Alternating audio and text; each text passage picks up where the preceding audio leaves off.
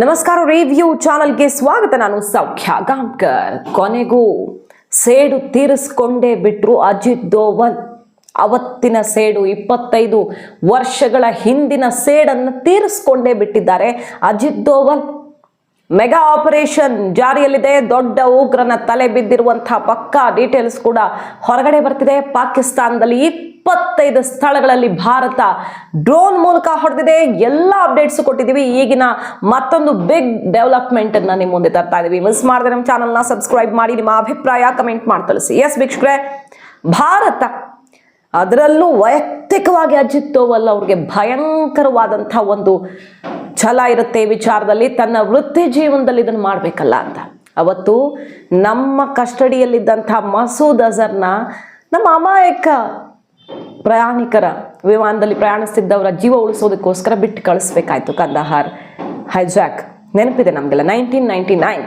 ಆ ಒಂದು ಪ್ರಕರಣದ IC 814 hijacking, Pathankot terror attack, Indian parliament terror attack, Pathankot ಅಲ್ಲಿ ಅತ್ಯಂತ ಪ್ರಮುಖ ಮಾಸ್ಟರ್ ಮೈಂಡ್ ಆಗಿದ್ದಾತ. ಈತನನ್ನ ಈಗ ಹೊಡೆದುರುಳಿಸಿದೆ ಭಾರತ ಅನ್ನುವಂಥ ಮೆಗಾ ಅಪ್ಡೇಟ್ ಇದು. ಭಾರತ ಕೊನೆಗೂ ಸೇಡನ್ನ ತೀರಿಸ್ಕೊಂಡಿದೆ. ಅಜಿತ್ ದೋವಲ್ ಹೆಂಗಾಗಿರ್ಬೇಡ ಅವ್ರಿಗೆ ಅವತ್ತು ನಮ್ಮ ಪ್ರಯಾಣಿಕರು, 100 ಜನ ಪ್ರಯಾಣಿಕರು ಆ ವಿಮಾನದಲ್ಲಿ ಸಿಕ್ಕಾಕೊಂಡರೆ IC 814.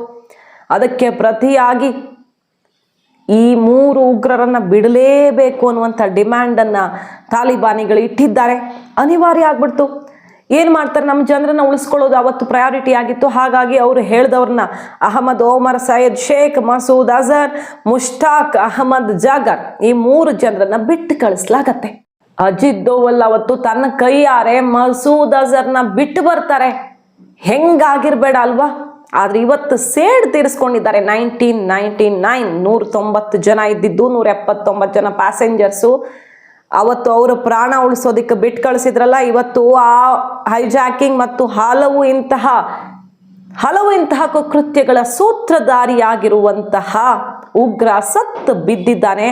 ಆತ ಬೇರೆ ಯಾರೂ ಅಲ್ಲ, ಮಸೂದ್ ಅಜರ್ನ ಸಹೋದರ. 14 ಜನ ಮಸೂದ್ ಅಜರ್ನ ಫ್ಯಾಮಿಲಿ ಮೆಂಬರ್ ಸತ್ತು ಬಿದ್ದಿದ್ದಾರಲ್ಲ ನಿನ್ನೆ ದಾಳಿಯಲ್ಲಿ, ಪಾಕಿಸ್ತಾನದ ವಿರುದ್ಧ ಸಿಂಧೂರ ದಾಳಿಯಲ್ಲಿ ಸತ್ತು ಬಿದ್ದಿದ್ದಾರಲ್ಲ, ಆ ಪೈಕಿ ಈತ ಇದ್ದ ಅನ್ನೋದು ಈಗ ಬಟ ಬಯಲಾಗಿದೆ. ಆತನ ಹೆಸರೇನು?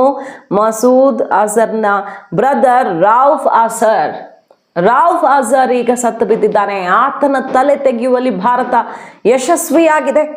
ಸೊ ಅಜಿತ್ ದೋವಲ್ಗೆ ಒಂದು ಪರ್ಸ್ನಲ್ ಆಗಿ ಒಂದು ಜಿದ್ದಿರುತ್ತೆ, ಅದು ಇವತ್ತು ಸ್ಯಾಟಿಸ್ಫೈ ಆಗಿರುತ್ತೆ. ತನ್ನ ತಲೆ ಉರುಳಿದೆ ಅನ್ನುವಂಥ ಸುದ್ದಿ ಕೇಳಿ ಸೊ ಅದೊಂದು ಗುಡ್ ನ್ಯೂಸ್ ಬರ್ತಿದೆ ಭಾರತಕ್ಕೆ, ಸಂಭ್ರಮಿಸುವಂತಾಗಿದೆ. ಎಂತೆಂಥ ದಾಳಿಗಳ ಹಿಂದಿನ ಮಾಸ್ಟರ್ ಮೈಂಡ್ ಇವತ್ತು ಉಡಿಸಾಗಿರೋದು. ಸೊ ಬಹಳ ಸಮಾಧಾನದ ವಿಷಯ. ಇನ್ನು ಪಾಕಿಸ್ತಾನಕ್ಕೆ ಹೆಂಗೆ ಹೊಡಿತಿದೆ ಅನ್ನೋ ವಿಷಯಕ್ಕೆ ಬರಬೇಕು. ನೀರಲ್ಲಿ ಹೊಡಿತಾ ಇದೆ, ದುಡ್ಡಲ್ಲಿ ಹೊಡಿತಾ ಇದೆ. ಹಿಂದೆಲ್ಲ ನೋಡಿದ್ವಲ್ಲ ಮೊನ್ನೆಯಿಂದ ಆಗ್ತಿದ್ದ ಬೆಳವಣಿಗೆ. ಈಗ ನೋಡಿ, ವರ್ಲ್ಡ್ ಬ್ಯಾಂಕ್ನ ಚೀಫ್ ಮೋದಿ ಅವರ ನಿವಾಸದಲ್ಲಿ, World Bank chief Ajay Banga PM Modi residence ಅಲ್ಲಿ ಮೀಟಿಂಗ್ ಮಾಡಿ ಈಗಷ್ಟೇ ತೆರಳಿದ್ದಾರೆ. ಸೊ ಫಿನಾನ್ಷಿಯಲಿ ಬರಗೆಟ್ಟು ಹೋಗಿರುವಂತಹ ಪಾಕಿಸ್ತಾನಕ್ಕೆ ಮೆಗಾ ಸ್ಟ್ರೋಕ್ ಇದು, ಮತ್ತೊಂದು ಮಾಸ್ಟರ್ ಸ್ಟ್ರೋಕ್ ಮೋದಿ ಕೊಡ್ತಾ ಇರೋದು. ಒಂದು ದುಡ್ಡಿನ ವಿಚಾರದಲ್ಲಿ, ಮತ್ತೊಂದು ವರ್ಲ್ಡ್ ಬ್ಯಾಂಕ್ ನೇತೃತ್ವದಲ್ಲಿ ಅಲ್ವಾ ಈ ನೀರಿನ ಒಪ್ಪಂದ. ವರ್ಲ್ಡ್ ಬ್ಯಾಂಕ್ ಏನು ಹೇಳಿದೆ ಗೊತ್ತಾ, ಈಗ ನಾವು ಮಧ್ಯಪ್ರವೇಶ ಮಾಡಲ್ಲ, ನಾವು ಅವತ್ತು ಹೆಸರಿಗೊಂದು ಮಧ್ಯಸ್ಥಿಕೆ ಅಂತ ವಹಿಸಿದ್ದಷ್ಟೇ. ಈಗ ಬಯಸಿದ್ರೆ ಯಾವುದೋ ಒಂದು ಪ್ರಮುಖ ಕಾರಣದಿಂದಾಗಿ ಒಪ್ಪಂದ ಮುರಿಯೋದಕ್ಕೆ ಬಯಸಿದ್ರೆ ಕೋರ್ಟ್ ಮೂಲಕ ಅಥವಾ ಬೇರೆ ದಾರಿ ಮೂಲಕ ಅದನ್ನ ಬಗೆಹರಿಸೋದಕ್ಕೆ ಬೇಕಿದ್ರೆ ನಾವು ಒಂದು ಹೆಜ್ಜೆ ಮಧ್ಯಸ್ಥಿಕೆ ವಹಿಸಬಲ್ಲೆವು ಅಷ್ಟೇ, ಬಿಟ್ರೆ ನಾವು ತಲೆನೇ ಹಾಕಲ್ಲ ಇದಕ್ಕೆ ಅಂತ ಹೇಳಿಬಿಟ್ಟಿದೆ. PM ನಿವಾಸದಲ್ಲಿ ಮೀಟಿಂಗ್ ಮಾಡಿದ್ದಾರೆ. ವರ್ಲ್ಡ್ ಬ್ಯಾಂಕ್ ಇಂದ ಸಾಲದ ನಿರೀಕ್ಷೆಯಲ್ಲಿದ್ದ ಪಾಕಿಸ್ತಾನಕ್ಕೆ ಶಾಕ್. ಸಿಂಧೂ ನದಿ ನೀರಿನ ಸಸ್ಪೆನ್ಷನ್ ಅಂದ್ರೆ ಆ ಒಪ್ಪಂದದ ಸಸ್ಪೆನ್ಷನ್ ವಿಚಾರದಲ್ಲಿ ಭಾರತಕ್ಕೆ ಮತ್ತೊಂದು ಬಲ. IMF ಇಂದ 9ನೇ ತಾರೀಕಿಗೆ ದುಡ್ಡು ಬರಬೇಕು. $1.3 ಬಿಲಿಯನ್ ದುಡ್ಡಿನ ಸಾವಿರಾರು ಕೋಟಿ ನಿರೀಕ್ಷೆಯಲ್ಲಿ ಪಾಕಿಸ್ತಾನ ಇದೆ. ಆ ಸಾಲ ಪಡ್ಕೊಂಡು ದುಡ್ಡಲ್ಲಿ ಯುದ್ಧ ಮಾಡೋಣ ಅಂತ ಬಾಯಿ ಬಿಟ್ಕೊಂಡು ಕಾಯ್ತಿರೋ ಪಾಕಿಸ್ತಾನಕ್ಕೆ IMF ಕೂಡ ದುಡ್ಡು ಕೊಡದಂತೆ ಮಾಡಿದೆ ಭಾರತ. ಇಲ್ಲಿ ವರ್ಲ್ಡ್ ಬ್ಯಾಂಕ್ ಮುಖ್ಯಸ್ಥರು ಮೋದಿ ಮನೆಯಲ್ಲಿ ಮೀಟಿಂಗ್ ಮಾಡಿದ್ದಾರೆ. ಇನ್ನೇನು ಮಾಡುತ್ತೆ ಪಾಕಿಸ್ತಾನ? ಈಗ ಬಾಯಿ ಬಡ್ಕೊಳ್ಳೋದು ಬಿಟ್ರೆ ದಾರಿ ಇಲ್ಲ. ಅವರ ಏರ್ ಡಿಫೆನ್ಸ್ ಸಿಸ್ಟಮ್ ಉಡೀಸ್ ಒಂದಲ್ಲ, ಲಾಹೋರ್ ಅಷ್ಟೇ ಅಲ್ಲ, 7-8 ಕಡೆಗಳಲ್ಲಿ, ಬಹುವಾಲ್ಪುರ್ ಸೇರಿದಂತೆ, ಲಾಹೋರ್ ಸೇರಿದಂತೆ 7-8 ನಗರಗಳಲ್ಲಿರುವಂಥ ಅವರ ಏರ್ ಡಿಫೆನ್ಸ್ ಸಿಸ್ಟಮನ್ನು ಮತ್ತೆ ಕ್ಷಿಪಣಿ ಲಾಂಚರ್ ಅನ್ನು ಒಡೆಸ್ ಮಾಡಿದೆ ಭಾರತ. ಇನ್ನು ಏನು ಮಾಡುತ್ತೆ ಪಾಕಿಸ್ತಾನ? ಎಲ್ಲ ಕಡೆಯಿಂದ ಏಟು. ಒಬ್ರು ಸಂಸದೆ ಇನ್ನೊಬ್ರು ಸಂಸದ ಕಣ್ಣೀರಿಡ್ತಿದ್ದಾರೆ, ಅಯ್ಯೋಯ್ಯೋ ಪಾಕಿಸ್ತಾನ ಕಾಪಾಡ್ರಪ್ಪ, ಹೆಂಗಾದ್ರೂ ಮಾಡಿ ಆಡಳಿತ ಮಾಡ್ತಿರೋರು ಮುಗಿಸೇ ಬಿಡ್ತೆ ಭಾರತ ಈ ಸಲ ಅಂತ ಕಣ್ಣೀರಿಡ್ತಿರೋ ದೃಶ್ಯ ಕಾಣ ಸಿಗ್ತಾ ಇದೆ. ಇದರ ನಡುವೆ ನೀರಿನ ಪ್ರವಾಹವನ್ನೇ ಬಿಟ್ಟ ಅಂದರೆ ದೊಡ್ಡ ಮಟ್ಟದಲ್ಲಿ ಹೆಂಗೆ ಸಲಾಲ್ ಡ್ಯಾಮಲ್ಲಿ ಓಪನ್ ಮಾಡಿದ್ದಾರೆ ಗೇಟ್ ಅಂದರೆ, ಮೊನ್ನೆ ಬರಗಾಲ ಮಾಡಿ ನೀರು 21% ಶಾರ್ಟೇಜ್ ಅಂತ ಬಾಯ್ ಬಿಟ್ಕೊಂಡ್ರಲ್ಲ, ಕುಡಿಯೋಕೆ ನೀರಿಲ್ಲದೆ. ಇವತ್ತು ನೀರು ಬಿಟ್ಟಿದೆ ನೋಡಿ, ದೃಶ್ಯ ತೋರಿಸ್ತೀವಿ. ಪ್ರವಾಹ ಕೊಚ್ಕೊಂಡು ಹೋಗಬೇಕು ಪಾಕಿಸ್ತಾನದ ಹಲವು ಭಾಗಗಳು, ಹಂಗೆ ನೀರು ಬಿಟ್ಟಿದೆ. ಯಾವ ಕಡೆ ನೋಡುತ್ತೆ ಈಗ ಪಾಕಿಸ್ತಾನ? ಹೊಡೆಯೋದು ಅಂದರೆ ಹೆಂಗಿರಬೇಕು ಏಟು. ಭಾರತ ಈ ಸಲ ಪಾಕಿಸ್ತಾನವನ್ನು ಮೆಟ್ಟಿ ತುಳಿದು ಹಾಕ್ತಾ ಇದೆ. ಈ ರೀತಿ ಯುದ್ಧೋನ್ಮಾದ ಇರುವಂಥ ದೇಶಗಳು ಈಗಾಗಲೇ ಅಳಿಸಿ ಹೋಗಾಗಿದೆ. ಜಗತ್ತಿನ ಭೂಪಟದಲ್ಲಿ ಬೇಕಾದಷ್ಟು ಎಕ್ಸಾಂಪಲ್ ಸಿಗ್ತವೆ. ಆ ಸಾಲಿಗೆ ಈಗ ಪಾಕಿಸ್ತಾನ ಸೇರಲಿದೆ ಅನ್ನೋದ್ರಲ್ಲಿ ಡೌಟೇ ಇಲ್ಲ.